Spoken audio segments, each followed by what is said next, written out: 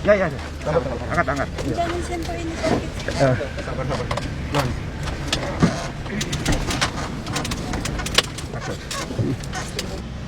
Cerita kejadian yang kami alami di distrik Iwirok pada pukul 9:05 kejadian berbanding terbalik. KKB mulai menghancurkan puskesmas dengan memukul kaca jendela puskesmas dan juga mulai menyiram bensin keliling puskesmas, dan mereka melakukan pembakaran pertama pada puskesmas tersebut.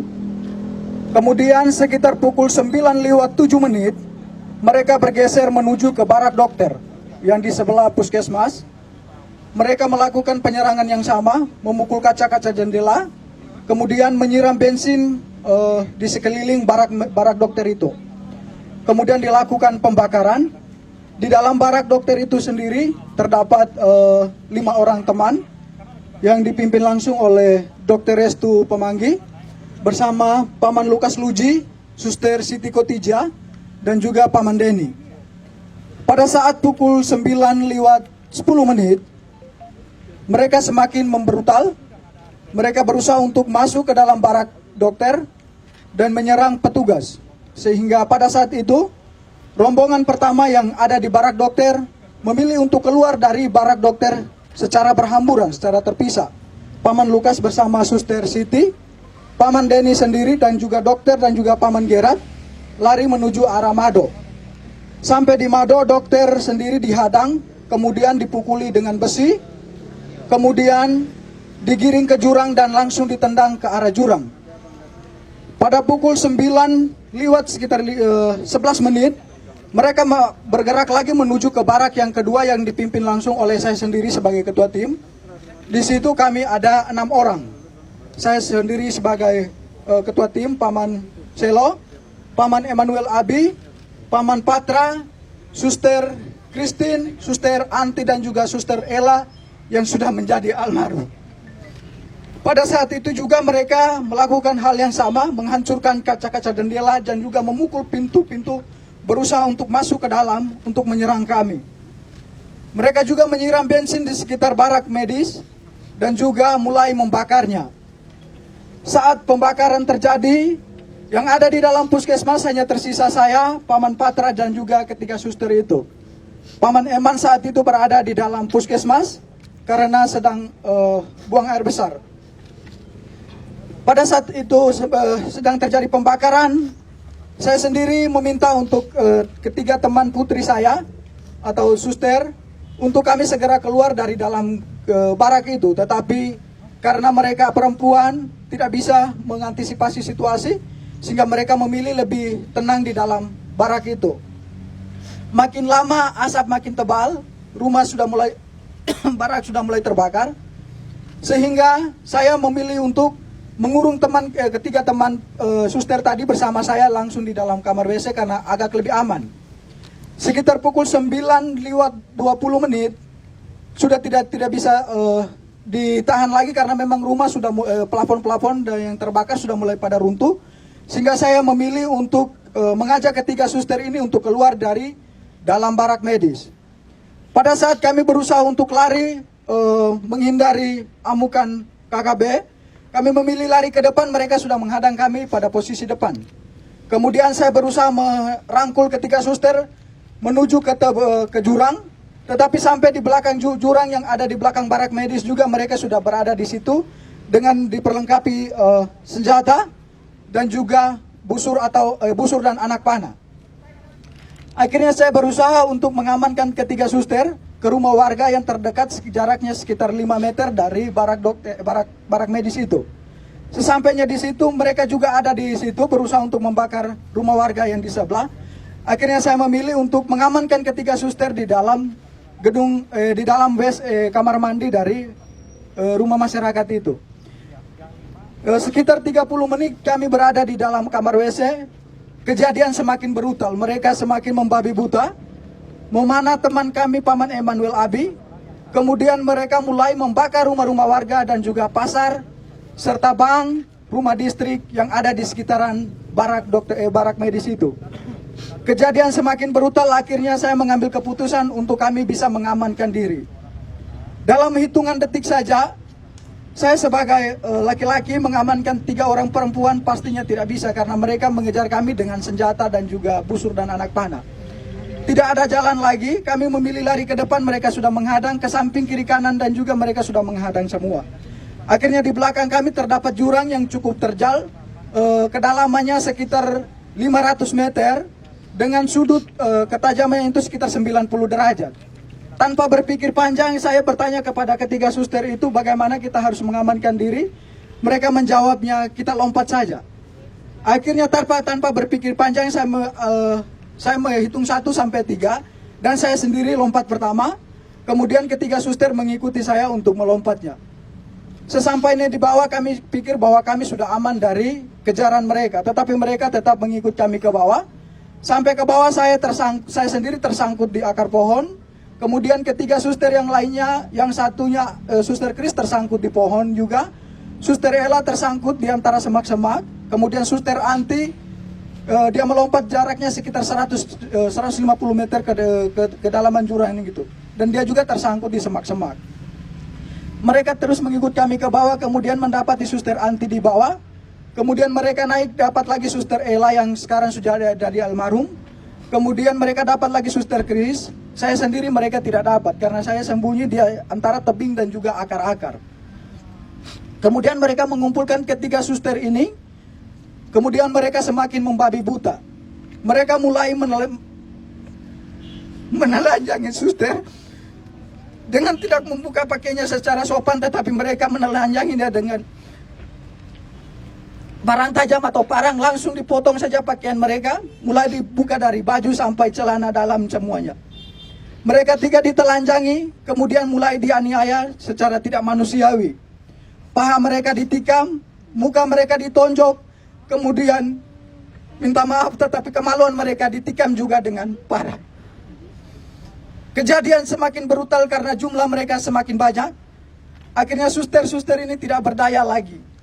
Mereka semakin lemah, akhirnya mereka pingsan.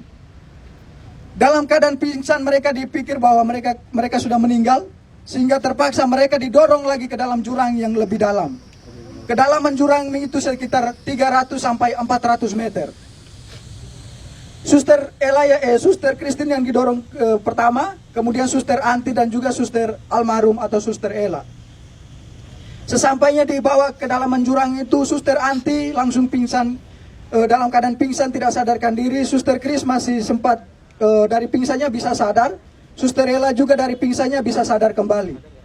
Akan tetapi dalam keadaan itu mereka tetap ikut ke bawah. Kemudian Suster Anti dan Suster Kris masih bisa bertahan untuk memilih untuk menghindar dari mereka dengan menyembunyi di semak-semak. Suster Ella yang sudah tidak, walaupun dalam keadaan sadar tetapi sudah tidak berdaya, nyangkutnya di pohon sehingga mereka ikut ke bawah lalu membunuhnya secara babi buta dengan menikam di bagian perut-perutnya dan juga kemungkinan mulutnya dibelah. Sehingga Suster almarhum dinyatakan meninggal pada saat itu. Kemudian teman-teman yang lain dari barak dokter, Paman Lukas dan juga Paman Siti, Suster Siti, mereka langsung bergegas menuju ke mengamankan diri di Koramil dengan pengamanan para TNI yang ada di tempat itu. Kemudian Paman Denny memilih untuk mengungsi, bertahan di rumah warga. Dokter sendiri langsung ditendang ke jurang. Paman Gerat yang lari bersama dokter ke Mado, sampai dengan detik ini juga belum ditemukan. Suster Ella yang menjadi almarhum sudah ditemukan 2 hari yang lalu, sekitar pukul 17:30 kami berhasil menemukan dia bersama Suster Kris.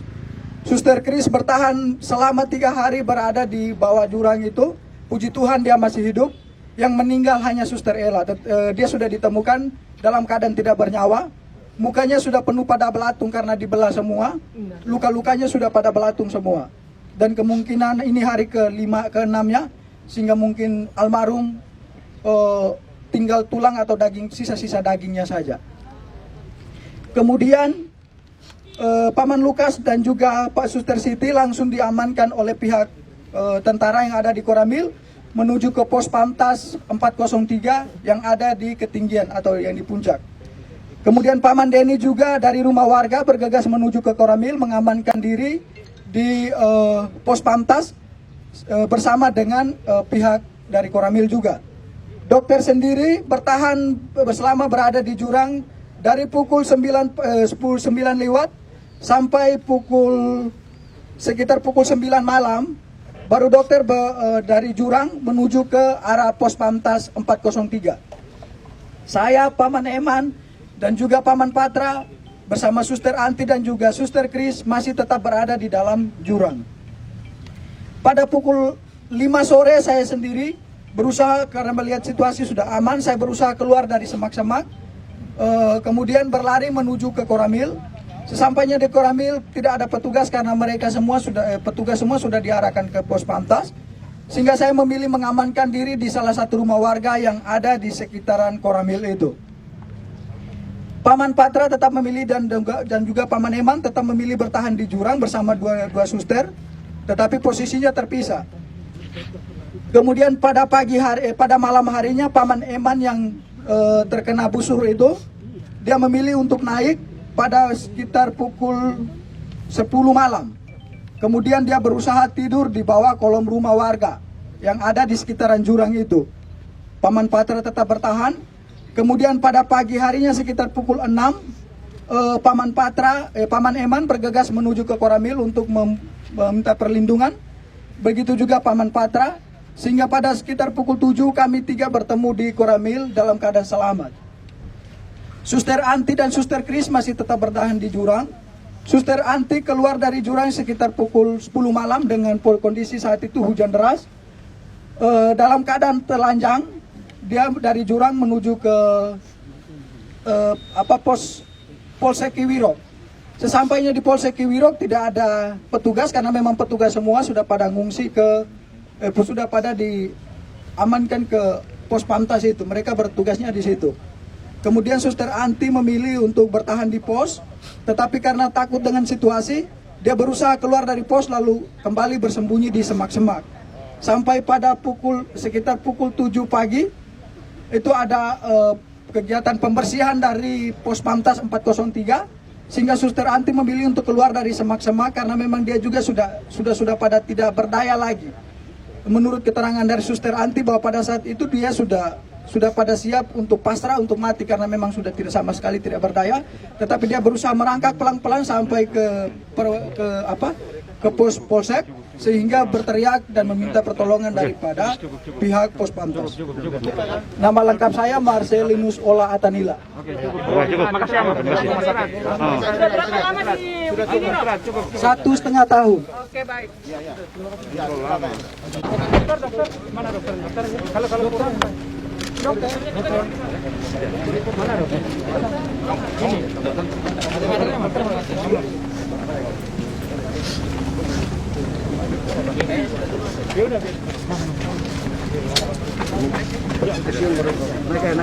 Naik atas. Sudah satu lagi, satu ambulans lagi. Sudah dikurangi. Kurang ya? Masih ada satu ambulans lagi. Cukup. Cukup. Ya,